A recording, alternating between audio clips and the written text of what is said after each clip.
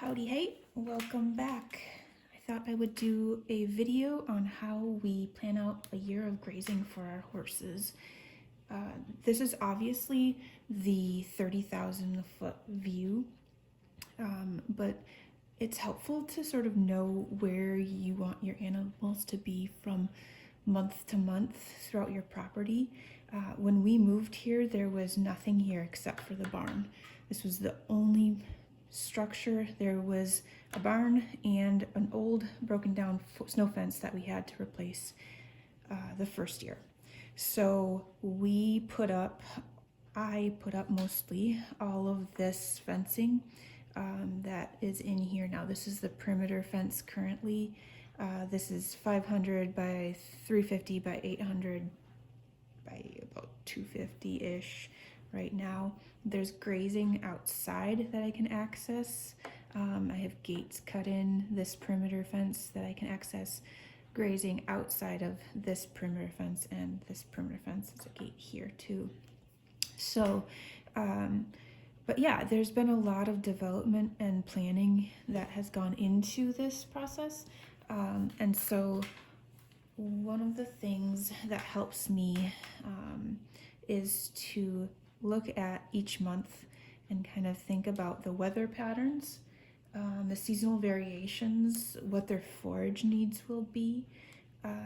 And so like right now it is February, and they are currently accessing round bales out in this area. So December 1st, I opened up all of this area to them, and they've been grazing out here.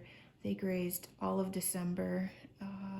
January, it was really too deep. The snow was too deep by January for them to really be grazing anymore.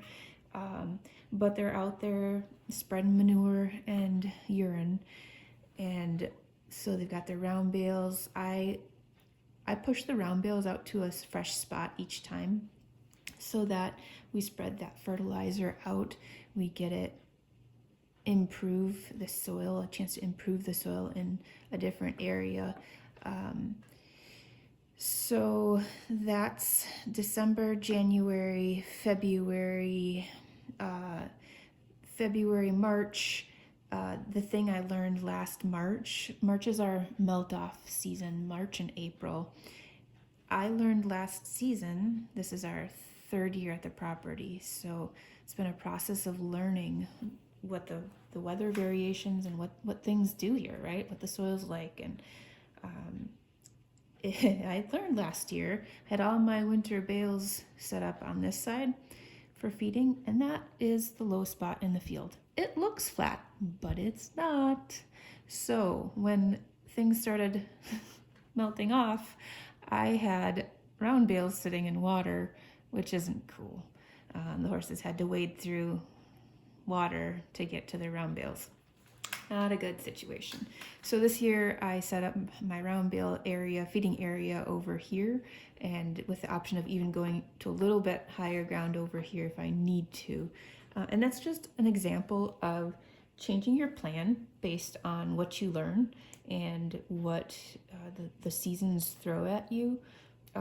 Another example would be if it gets too deep, the horses, if we got dumped 2 feet of snow some night, the horses might not want to go out here until it gets packed down. Right now they've got a path, singular path, from the water in the shed corral area here out to the round bales and back, because the snow is pretty deep and it's a lot of work to get through that deep snow. It's good fitness for them, good workout, but they don't look for any more than just getting out there and back.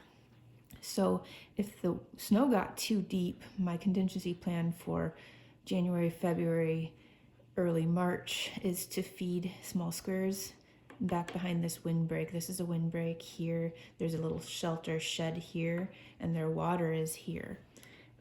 And so this planning process really helps me work through contingency plans of, if we had a blizzard, what would I do, right? If we got dumped 2-3 feet of snow at once and they couldn't get out here, or it was 40 below a few weeks back. And so I didn't make them go out to that hay hut. I fed them in the shelter of this windbreak. I put hay in the barn. They had dry hay, loose hay, wherever they wanted in both of those spots. And that was just for a short time until the weather broke, and then they could get back out to that hay hut and continue on their normal feeding pattern. But that's the idea of contingency planning there. So once April hits, things start melting off. I have this orange track around the outside, and I set that up in late April.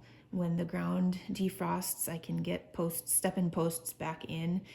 Anywhere that there's a dotted line here is a track, like a temporary poly wire. And so that restricts their access to just this orange perimeter for May and June. I'm going to do a different video about why I do that, but the short story is I have easy keepers, and if I let them have access to fresh grass in June, they will eat themselves sick. So for May and June, they get access to this outside perimeter. It keeps them moving. I'll feed them hay here, here, here, and sometimes in the corral area.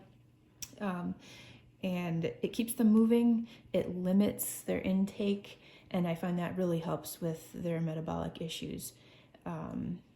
So far, it's been a really great way to manage things, and it allows the grass to rest and recover, which is what needs to happen for rotational grazing. That grass needs to not be bit before it is fully mature. I try to let it get to at least 4 leaves on each, depending on the species of grass, but you want it to be fibrous, and so the track allows me to let that grass grow inside these areas. Okay, so May, June, they're on the track. Then July, August, my future plan here is to start grazing them here.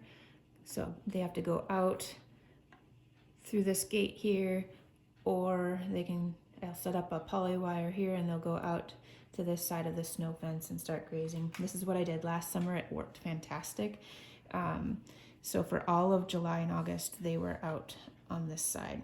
Then September, October, and November of last year, I had them out on this whole section. There's actually more land out towards the north, and that's where they grazed all of last fall. My plan for this coming November might be to give them a little bit of this area inside. We'll see how that all shapes out. But my one thought was it would be nice to have this area set up so that I could put up a cross fence and give them, say, a week's worth of grazing, and just let somebody come in and take that fence down, give them the next section. Take this fence down, give them the next section. That's sort of just another contingency plan that I'm noodling around, but it's an option. So November, we're through November, and then December 1st of this year, I opened up this whole area, and they probably didn't utilize as much of this grass as they could have before the deep snow hit. So one of my thoughts was to use this area as a flex area if say I needed, if one of these areas didn't hold out for grazing in a different season. I have more grass than I could probably graze with the number of animals I have, so I don't really see needing extra grazing at this point, but yeah, it's nice to have a flex space built in, just some extra margin, and that is kind of this area. So yeah, the plan right now is it's February. We've been on a round bale over in this area. Actually, winter is, on one hand, an easier time of year for us because they get a round bale pulled out every 2 or 3 weeks, and that's kind of the limit of our horse chores. There's not a lot of other stuff we have to do. Everything's buried under snow. I shovel out a gate every once in a while. I pick poop out of their shed and I pile it next to the shed.